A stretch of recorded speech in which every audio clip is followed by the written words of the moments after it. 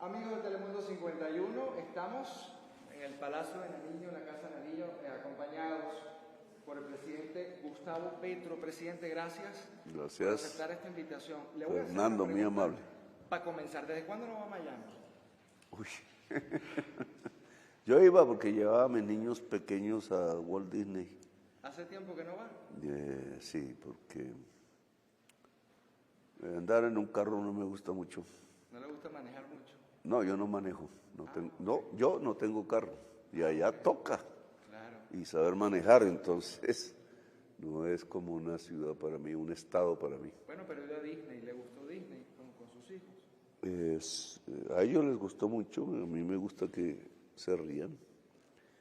Yo tengo mis ideas, indudablemente la capacidad de imitación, llamémoslo así, es grande, pues Hollywood. Claro, las grandes películas. La cultura de Hollywood. Presidente, vimos ayer una Plaza Bolívar repleta, yo la pude observar, usted convocó por la Marcha de la Soberanía y la Paz, la gente lo estaba esperando, usted tuvo un retraso porque supimos que conversó casi una hora con el presidente Donald Trump. 55 minutos. ¿Usted propició la llamada? No, la propició un senador republicano de Kentucky. Eso fue del día para el otro, fue muy rápido. Y él fue conectado por nuestra embajada para explicar nuestros temas. El problema concreto de la disputa que se ha desatado, que podía haber sido un choque militar, y un choque popular sobre todo, es una falta de comunicación, porque yo nunca había hablado con Trump. ¿Usted nunca había conversado con él? No, y las relaciones oficiales, llamemos, que se mantenían, pues era de segundo o tercero nivel. Ni el embajador, ni la canciller, ni con sus homólogos había podido hablar. Y en esa medida, esa falta de comunicación desde el inicio del gobierno Trump, la mía era muy fluida, pues yo hablé 4 veces personalmente con Biden. Y aquí había siempre delegaciones del gobierno de él para tratar problemas y íbamos allá. Problemas que se relacionaban con la misma agenda de migración, del narcotráfico, etc. Y esta vez no. Y entonces ese vacío lo ocupó la extrema derecha colombiana, que tiene un hecho adicional a las demás extremas derechas, y es que estas han sido dirigentes del narcotráfico en Colombia. ¿Quiénes, presidente? El 35% del Senado de la República, en el periodo en que yo hice mis debates, yo fui parlamentario 20 años, 10 años lo dediqué a eso, a descubrir el nexo entre el narcotráfico paramilitar, que era en ese momento el principal cartel del mundo, con ejércitos intentando cubrir el territorio nacional y con una propuesta política que llamaron refundar la patria, y resultaron regionalmente aliados con los paramilitares, ordenando incluso masacres y asesinatos. Todos fueron condenados, no estoy aquí hablando de simplemente investigaciones sin fondo. La Corte Suprema las continuó y el 35% del Senado y el 10% de la Cámara de Representantes, y aún hay casos de descubrimientos, terminaron presos, y eso es un golpe. Muchos de los familiares de estos presos políticos heredaron su poder. Hoy soy miembro también del Congreso. Y algún grupo de ellos, mencioné un nombre, no mencioné el nombre para no provocar, pero lo mostré como ejemplo, desde los que van a Miami, ha estado la Florida en primer lugar, después a Washington, para llenar la comunicación en un sentido electoral, que básicamente es impedir que nosotros, los que denunciamos el narcoparamilitarismo en Colombia, y por eso yo fui elegido, exactamente por eso, pues cambiaron completamente la visión allá y me colocaron como si yo fuera un fabricante de cocaína y un narcotraficante. Ellos hablan de que soy socio del narcotráfico, básicamente, no, aquí no existe ni un proceso que diga eso. Y los procesos judiciales sobre el narcotráfico están en Colombia. Pero ni una palabra. ¿Por qué lo hicieron? Porque aprovechaban mi experiencia en los acuerdos de paz.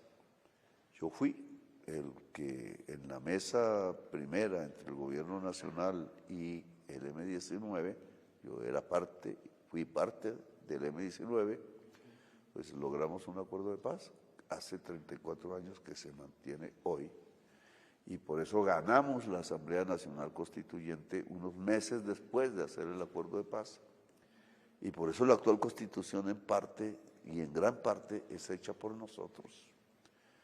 Y ha llegado todo el proceso porque la respuesta a la nueva Constitución, que es progresista, es muy democrática, fue una matanza de 200.000 personas en las regiones que hizo este grupo narcotraficante, pero es una matanza de 200.000 personas, no se puede hacer sin el poder político, sin la impunidad judicial, sin la ayuda de la fuerza pública, etcétera.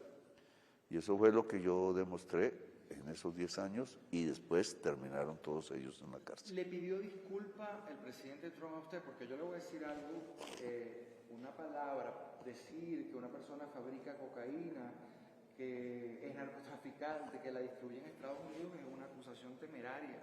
¿Él le pidió disculpas anoche? Me tiene en la OFAC, solo que no tenía sino una cuenta y todavía pago mi casa con mi salario al banco y no tengo carro porque no me gusta manejar.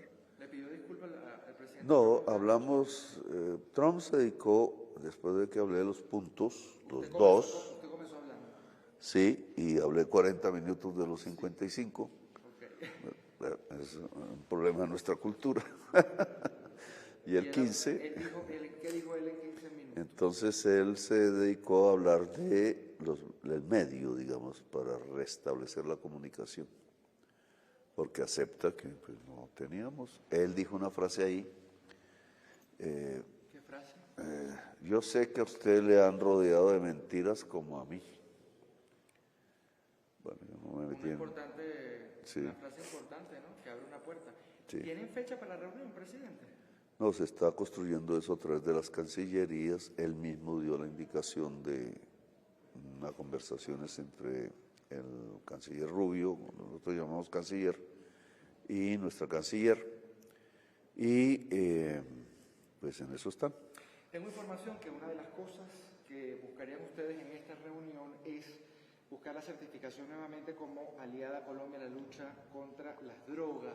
¿Es eso cierto? Es una de las... Es que nunca se ha cortado esa alianza, nunca. En mi gobierno, la inteligencia colombiana, que es lo primero que hay que hacer para darle golpes al narcotráfico, y bajo mis órdenes, porque prioricé la incautación.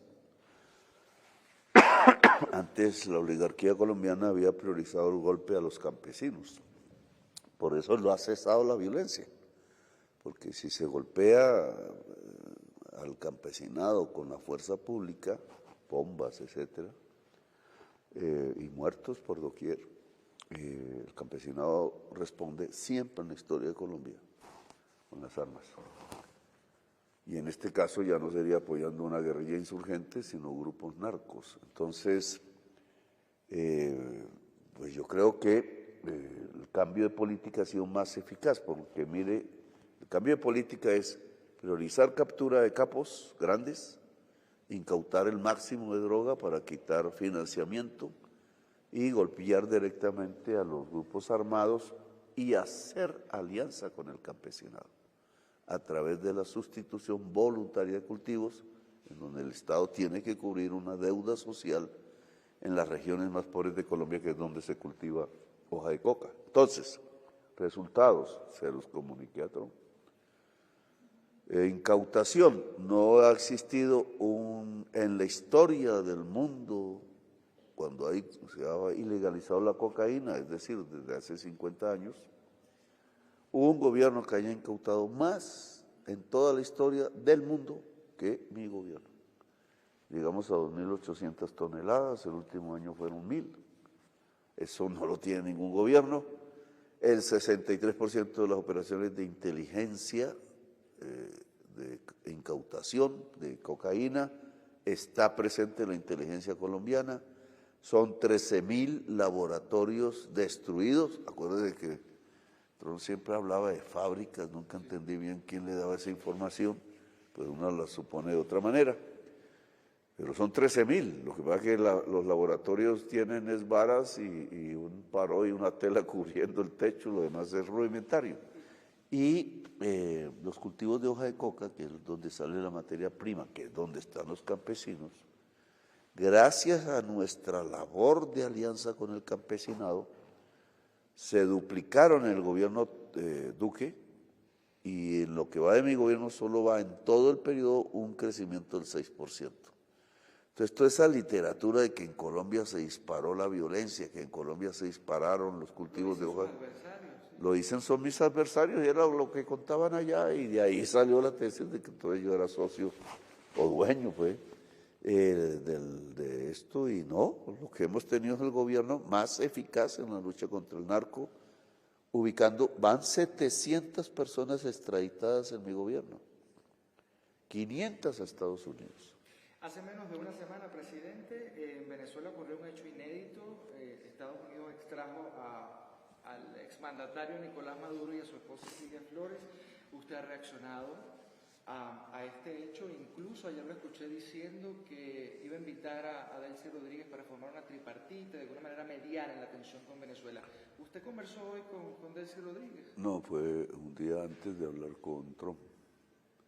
¿Qué le Y dijo? la invité, no habíamos hablado con el gobierno de Estados Unidos, pero nosotros somos vecinos, tenemos 2.600 kilómetros compartidos, llenos de problemas, desde hace mucho tiempo. Yo tenía temor de la migración, que era mi primer temor, 2, 3 millones de venezolanos otra vez. Aquí hay 1,5 millones que permanecen de esa primera oleada, podría haber sucedido la otra, no ve. Pero realmente veo que la sociedad de Venezuela se dedicó a quién tiene el poder.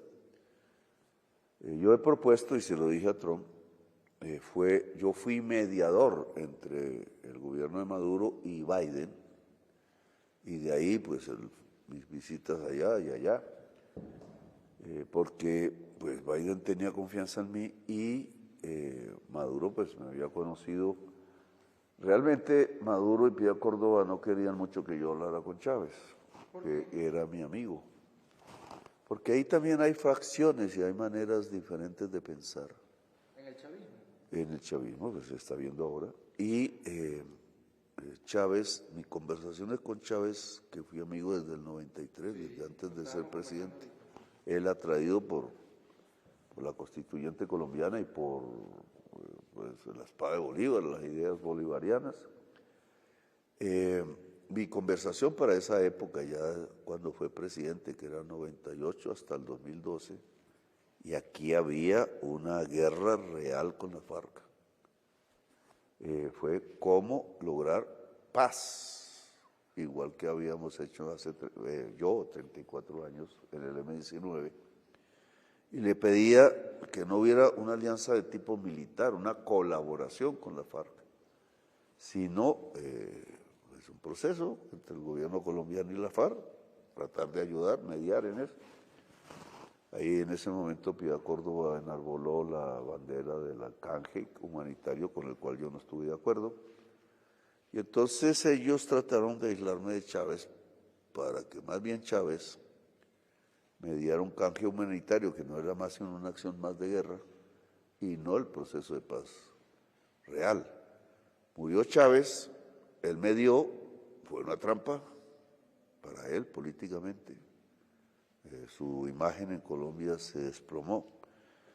Siguió Maduro y ya realmente solo lo volví a ver aquí en la plaza cuando empezaba el proceso de paz con la FARC, que al final se dio, 2016, lo hizo Santos, y después entro yo al gobierno y lo que hablamos es exclusivamente ya de cómo hacer operaciones conjuntas contra el narcotráfico de la frontera, que creo que él llegó a aceptar ya por veía el problema, el peligro que eso representaba para Venezuela. Y bueno, ya yo no reconocí el gobierno de Venezuela en las elecciones de abril. No lo reconocí porque había sido mediador, la idea era otra. Tanto Estados Unidos como el gobierno venezolano incumplieron porque Estados Unidos tenía que desbloquear y el gobierno venezolano no reprimir y garantizar elecciones libres, y lo que vimos fue lo contrario. Y eso destrozó, digamos, esa posibilidad. Y a partir de ahí yo defiendo la idea de que llegar a unas elecciones libres pasa por una experiencia colombiana, la pongo en la discusión, no es igual Colombia que Venezuela, no la impongo, sino que la propongo, y es un gobierno compartido. Aquí se logró después de 300.000 muertos entre liberales y conservadores en el 57 con plebiscito popular. Allá propuse un plebiscito por la paz, pero la idea es un gobierno compartido que genere confianza en todos los sectores de la política venezolana. Cuando dice gobierno compartido, oposición y... Sí, como se hizo en Colombia. Y generar unas confianzas que lleven a unas elecciones libres y ya que el pueblo de Venezuela decida. Presidente, Estados Unidos dice que tiene pruebas reales, en algunos meses las mostrará en una corte de Nueva York, de que Nicolás Maduro ciertamente ha participado en el tráfico no solo de drogas, sino que además de armas. ¿Usted cree que eso es así? Pues nosotros no tenemos esas pruebas, quizá no se hicieron hacia Colombia, no sé, no sabría decirle, pero lo que sí tenemos es evidencia de algún tipo de acciones en PDVSA. No puedo asegurar que sea Maduro, porque eso usted sabe que se maneja por mandos pero que van cogiendo sí, al gobierno, pero aquí igual pasa aquí, no creas que no. Y una situación con monómeros, que sí es de Colombia, pues es instalada en Colombia. Eso, digamos, cuando yo llegué al gobierno, Monómeros estaba intervenida por el gobierno colombiano, porque con la OFAC y todo esto en Venezuela, pues no había posibilidades de un cruce de capital, y la dueña era Pequimen, que es también subsidiaria de PDVSA. Yo le pedí a Estados Unidos que nos permitieran negociar monómeros y que pudiéramos usar eso para bajar los precios de fertilizantes. Eso nunca se dio, nos dijeron que sí, pero nunca se dio. Había la posibilidad de traer el gas venezolano, tampoco nunca se pudo con Ecopetrol. El tubo lo hicimos nosotros cuando yo era alcalde, porque el propietario era una empresa de Bogotá, pero pública, pero nada de eso se pudo hacer. Entonces, sí hubo una investigación ya al interior de Colombia sobre el tema monómeros. Yo no la conozco, pero sí sé qué pasó con monómeros. Monómeros se la quería robar el gobierno que estaba aquí, porque había constituido una empresa, entre otras en Estados Unidos, que se volvió la gran acreedora de monómeros, y en la ley colombiana sí se liquida definitivamente, pues ellos cogen la propiedad, y entonces Monómeros iba a pasar a un grupo privado muy relacionado con un alto funcionario, no sé si Duque sabía, pero con un alto funcionario aquí. Yo frené eso porque al ganar, lo que dije es, se mantiene la intervención para administrar, y si tenemos la oportunidad, compramos monómeros por Ecopetrol para hacer nosotros mismos nuestros fertilizantes. Eso es lo único que tenemos aquí. No hay evidencia por parte de ustedes. No, Maduro dijo, sí estoy interesado en vender, pero eso era imposible en las normas de la OFAC para nosotros. Presidente, Delcy Rodríguez está diciendo que Nicolás Maduro está secuestrado, pero Estados Unidos dice que están haciendo acciones en Venezuela, y todo indica que Estados Unidos ha conversado con Delcy Rodríguez, y están a esta hora, usted y yo estamos conversando, están liberando a los presos políticos. Yo solicité en la época Biden y después ya personalmente con el gobierno venezolano una amnistía general. Logramos sacar 18 colombianos de la cárcel, eso fue lo que logramos. Pero era una amnistía general para todos los presos políticos.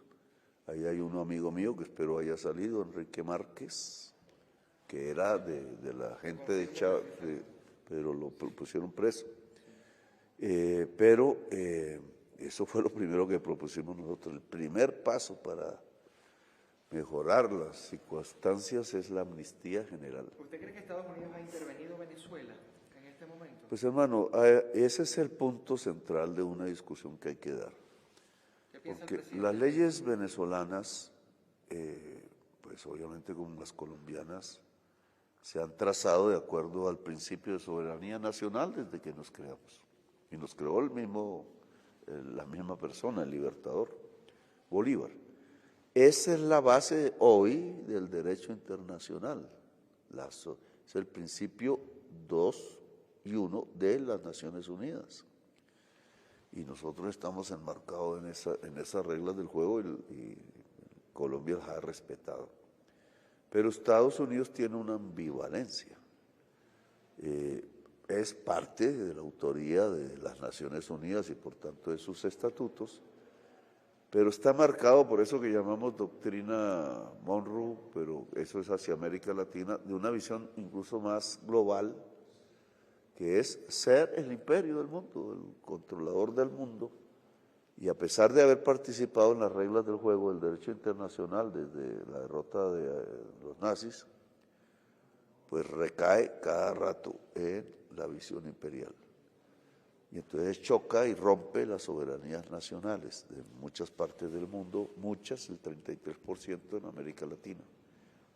Eso tiene que discutirse de nuevo, porque en la doctrina de seguridad nacional reciente, que es decreto, el corolario, se llama así, Trump, establece derecho por los recursos naturales de América Latina. Ahí la ruptura va a ser total, porque es un régimen diferente uno y el otro.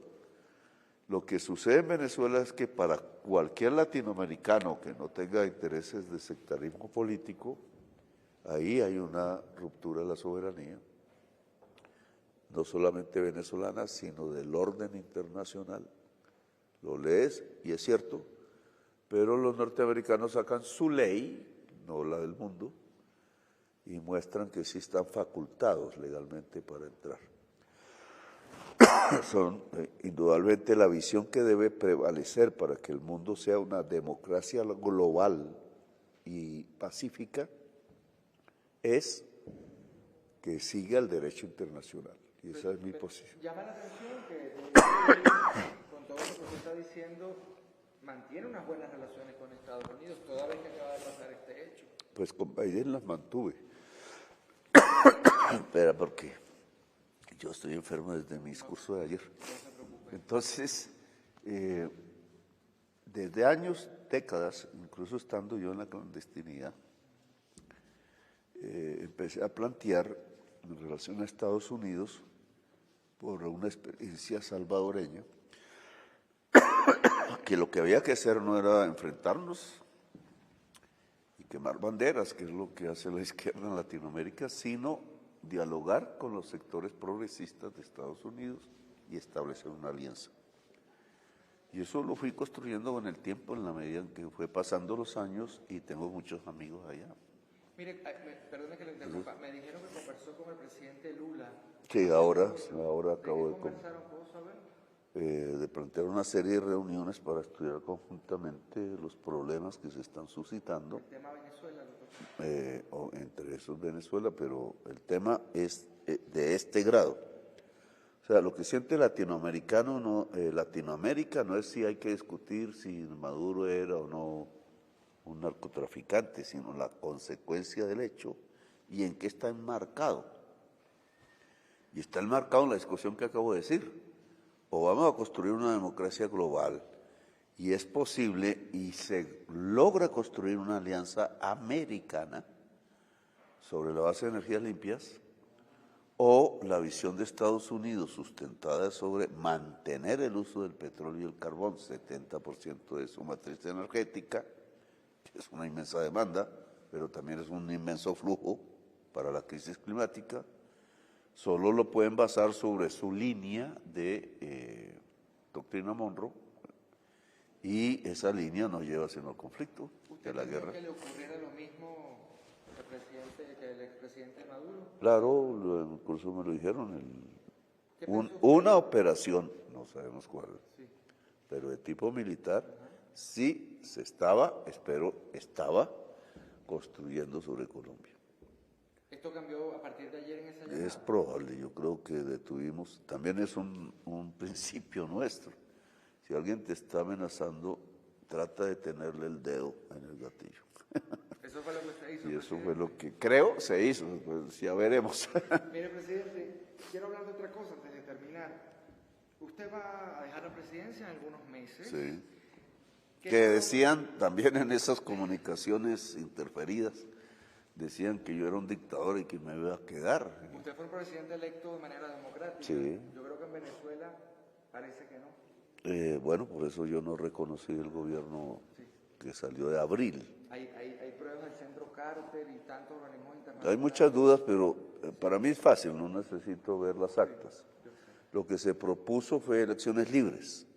Eso implica Venezuela sin bloqueo y garantías del gobierno de Maduro de no perseguir la oposición y de garantizar su libre participación. Entonces, ni lo uno ni lo otro. Pues no son elecciones En libres. Venezuela hubo un presidente que decía ni lo uno ni lo otro, sino todo lo contrario. No hubo elecciones libres, punto. No hubo elecciones. Y eso me llevó, y a Brasil también, que estábamos en la mediación, acuérdese, con México y Chile, y después se amplió un poco a España, pero eso nos llevó a que no podíamos reconocer esas elecciones. Y nos llevó pues, a una instancia que fue copada finalmente por sacar a Maduro violentamente de su país. Sobre este tema, lo último. La evidencia dice que Edmundo González Urrutia ganó la presidencia. ¿Debe Edmundo González Urrutia tomar posesión en Venezuela? No, yo una vez pienso, que se estabilice el país. mira, si hacen eso, estalla la violencia en Venezuela. ¿Cómo estalló en Pero Colombia? no se honraría la voluntad popular, presidente. Pues es que no quedó confirmada. Entonces, buena parte de la sociedad venezolana cree que fue. Otra parte de la sociedad venezolana. Hay unas actas que lo dan. Es que las actas las mostró la oposición. Si aquí pasa lo mismo, ¿qué es lo que sucede bajo leyes colombianas? Deben haber elecciones en Venezuela de nuevo. Sí, de nuevo, Esa y es su un posición. gobierno compartido y alejar la violencia de la sociedad Con un venezolana. CNE independiente. Todo eso es lo que hay que ir configurando. Pues es una nueva relativa institucionalidad que garantice elecciones libres. Vuelvo a Colombia. ¿Qué Colombia deja el presidente Gustavo Petro cuando salga de ahí? Pues hemos sacado 2 millones de personas de la pobreza. Todavía no se ha medido el año pasado, ahora sabremos ya más, eso aumentará en mi opinión. Ha entrado 2,5 millones a lo que es la clase media. Ha bajado sustancialmente el hambre, que con el tema del COVID y todo eso la recibimos arriba. Un país muy pobre en el momento en que yo la recibí. El proceso económico arroja ayer mismo la noticia sobre la bolsa de valores, que es los espacios del capital, prácticamente se duplicó, se aumentó en 46%. Las ganancias han sido fabulosas para las grandes empresas. Y yo he subido el salario mínimo, que volví ahora salario vital. Lo vi, he escuchado críticas al respecto. Sí, porque aquí subir los salarios creen que es empobrecer y caer el empleo. Y el empleo, en la última medición del mes de 2025, noviembre, es la tasa más baja de desempleo del siglo. De todo lo que llevamos del siglo, 7 y pico. ¿Cuál es la fuente, presidente? No, pues dan el Centro Oficial de Estadísticas del país. ¿Qué le faltó por hacer a Gustavo Petro No, antes pues, muchas cosas. Dígame tres. Uno de los puntos primeros en medio ambiente es revitalizar la selva amazónica por razón global y por mi política. Que no depende todo de usted. en relación a la descarbonización. Eso no se ha logrado. Pienso ligar revitalización de la selva con sustitución de cultivos de hoja de coca allí. Y hay otra, la interconexión eléctrica por el tapón del Darién, que es lo último que queda para que todas las redes de América del Sur eléctricas se junten hacia el norte, Centroamérica, México y Estados Unidos. Ahí es donde se puede lograr la gran exportación de energías limpias, pero hay que generarlas realmente en América del Sur. Tenemos mucha agua para eso, mucho sol, mucho viento. Yo imagino que si gana un candidato de su tendencia política no será, digamos, problema en algún sentido, pero imagínese usted que gana un candidato o candidata de la oposición y que usted al día siguiente lo invita o la invita a una reunión, ¿qué consejo le daría? Todo lo que he aprendido ya en la experiencia gubernamental, yo fui alcalde de Bogotá, pero es aquí nomás. Esta es la primera experiencia gubernamental de tipo nacional que tiene una fuerza izquierda en Colombia. Los anteriores candidatos eran asesinados, ni siquiera llegaban, y ellos tenían control clientelar sobre la mayoría de la población. Entonces, hay un candidato que está por ahí, bien rankeado, compitiendo, no tan cerca, pero que ha hablado de destripar la izquierda. Eso ya lo han hecho aquí, no es una frase por decir. Él fue abogado de los paramilitares. Los paramilitares mataron 200.000 ciudadanos, 60.000 de ellos desaparecidos. Y antes, un poco antes, en la década de los 80, asesinaron 5.000 militantes de la Unión Patriótica, que era el partido de izquierda en aquel entonces. 5.000 en sus casas, delante de sus hijos, en sus oficinas políticas. Es un genocidio político y ha sido condenado internacionalmente por la justicia. Pero eso indica que aquí se hace eso. Si se mataron liberales y conservadores y murieron 300.000 por el color de su vestido, o si era liberal o si era conservador, pues indudablemente aquí siempre ha habido ese tipo de pogroms políticos que se miden en muchos ceros, y eso es lo que yo quiero evitar. Entonces vamos a ver. ¿Cuál es el futuro del presidente Gustavo Petro cuando deje la presidencia? Pues depende hoy de Trump. Además de descansar. No creo que, ¿No va a descansar? no creo que pueda mucho, pero depende del presidente Trump, porque yo estoy en la OFAC. Ajá, dígame. La OFAC significa que no puedo comprar tiquetes, etcétera, etcétera. Lo sé. Bueno, implica una parálisis económica que a mí no me interesa mucho porque Perdone, ¿me no está tengo... diciendo que su futuro depende del presidente Trump? Sí, claro, porque si la OFAC existe, yo tengo que mover mi vida acorde a eso. No me queda difícil, porque yo he vivido mucho mi vida, incluso viviendo en casa de amigos cuando me perseguían. ¿Usted es un hombre de batalla, presidente? He sido perseguido incluso siendo presidente. Entonces, digamos, estoy acostumbrado a eso. Si eso se quita, se mejoran las relaciones, pues puede ser que me dedique a dar conferencias en el mundo sobre crisis climática, incluido Estados Unidos. ¿Usted le lleva algún obsequio al presidente Trump? Hablamos por teléfono. Pero cuando vaya a Washington, ¿piensa llevarle algún No obsequio? hemos pensado en el asunto, pero ¿Qué le llevaría al presidente Trump? ¿Qué se le puede regalar a él? nosotros tuvimos una orfebrería que alcanzó, según algunas investigaciones, 3.000 años antes de Cristo, o sea, los tiempos de los egipcios, y es hermosísima. En Colombia, como en Brasil, se han encontrado sobre la Amazonía hechos que demuestran que había artistas hace 30.000 años. Por eso no podemos bajar cabezas. Nosotros estamos aquí hace milenios. ¿Le va a llevar algo de orfebrería? Entonces voy a llevarle algo, estoy pensando, vamos a ver, de obviamente imitación, porque aquí un tonto presidente regaló el tesoro Quimbaya a España, entonces lo devolvió, pero yo estoy sacando el galeón San José contra la voluntad de España. Quiero que ese oro quede para mostrar la historia de Colombia. Y ahí hay unos temas para Bueno, mostrar. y dijo también que quería ir para la playa como el presidente, a una isla. ¿Lo dijo Aquí en ayer? Cartagena, sí. Aquí, pero no es que usted va para allá entonces. Pues él tiene una casa en West Palm Beach. Pues yo lo en el invito sur de la Florida. cuando vaya allá, digo, ahora reúnase aquí. Sí le gustaría. Yo creo que eso es una ciudad hermosísima, Bellísimo. de las mejores del belleza, con historia. Incluso ahí estuvo uno estadounidense peleando contra los españoles ahí en esas guerras que hacían, pero a órdenes del rey inglés. Me está regañando, Vermont se llama. me está regañando por el tiempo. Un mensaje a los colombianos que se encuentran en Estados Unidos y en el sur de la Florida. Algunos seguramente los quieren y otros no, presidente, pero ¿cómo hacemos?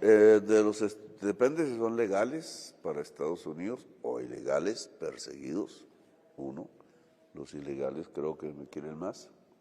Los legales son gente que ha tenido privilegios, se han ido por allá para vivir mejor. No los critico, pero están más a la derecha de la sociedad colombiana. Entonces no me quieren. Pero lo que hay que hacer hoy, existe la teoría de la escalera, y es que el que ya llegó y está bien, tira la escalera porque el que siga no suba. Y entonces ayudan a sacarlos. Pero toda la latinoamericanidad tiene que unirse.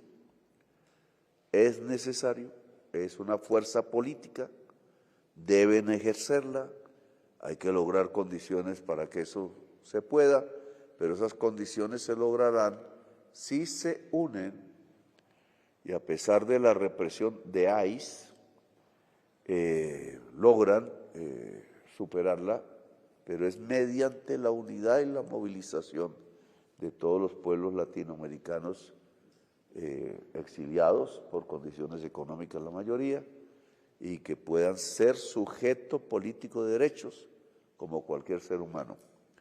Porque ahora no es solo el ciudadano de una nación, sino es persona de una humanidad. El nuevo régimen tiene que hacer sujeto de derechos a las personas de la humanidad. Presidente, gracias. Bien. El sur de la Florida, Telemundo 51. Le agradecemos al presidente Gustavo Petro, le deseamos mucha suerte en estos meses que le faltan.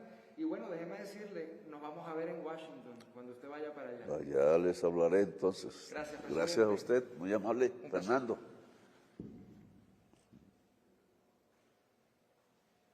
¿Listo? Súper agradecido, presidente. Ya estoy que no hablo.